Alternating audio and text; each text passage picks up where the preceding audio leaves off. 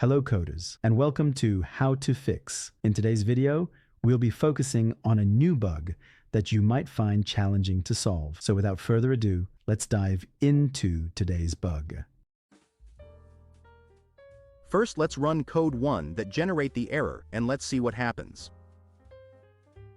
Here's the explanation and the solution to the problem. Please halt the video to go through the explanation.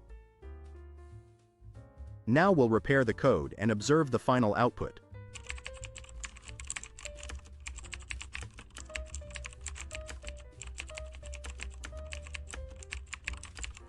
And voila! The code is working as it should and our output is spot on. The error has disappeared. That's the end of today's lesson. If you found this walkthrough practical, don't forget to press the like button and subscribe to our channel for more code repair videos. Stay enthusiastic, keep advancing, and happy coding everyone.